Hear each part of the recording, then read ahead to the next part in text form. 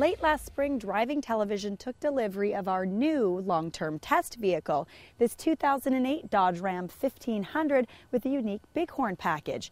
And by special request, Dodge also added some Mopar accessories to make this truck a little bit more comfortable and practical.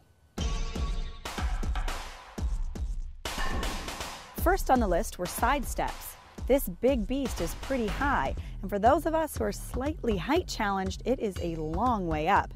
These tubular chrome steps make it easy to get in and out.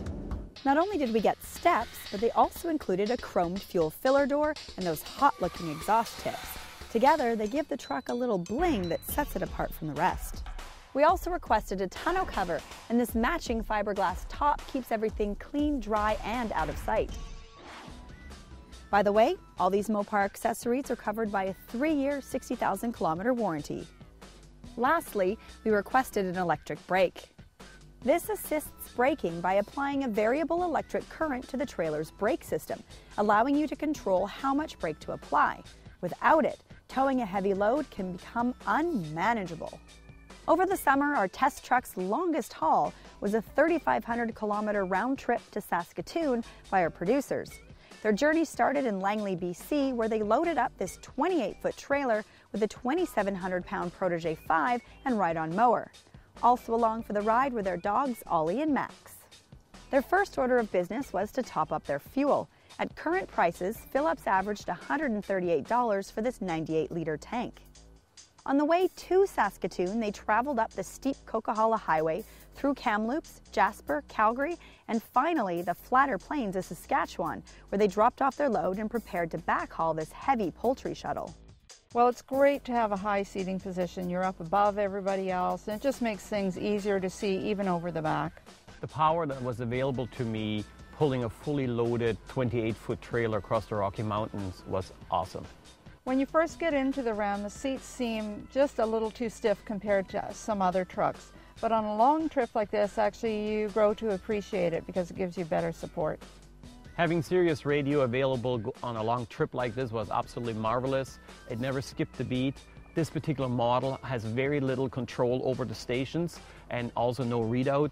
I understand that has been improved in the new model. I do have a few pet peeves about this thing, and the first thing would have to be the ventilation system. Okay, I'm a woman, so maybe I'm more sensitive to draft, but it doesn't matter if you turn the vents off, it's still blowing on you. When it comes to compartment space, it's just not very well laid out. You've got this middle compartment that's got a fair bit of room in it, but it's just so awkward. You've always got your arms on it, so you got to lift them up to open up the thing, and things just roll around in there. There's nothing really well set out as far as the center goes, where the cup holders are. It's just awkward use of space, and in the 09 version, that's been resolved. And actually, for a big truck like this, you'd expect more legroom, but in the back, it's no more than you'd find in any other sedan. And for $40,000, please, give me a vanity mirror. On the return trip, they traveled via Edmonton and encountered everything from blistering heat to hailstorms. Gas prices ranged from $1.29 to $1.54 a liter, with the total cost of fuel being $1,300. Towing this heavy trailer, the 5.7-liter engine sucked up a whopping 27 liters per 100K, or 10.5 miles per gallon. But for people like Lynn and Toby, a truck like this is a necessary evil for both work and play, and they're prepared to pay the cost of fuel to get the job done. If you missed our preview of the redesigned 2009 Dodge Ram 1500, then go to our website, drivingtelevision.com, and check it out.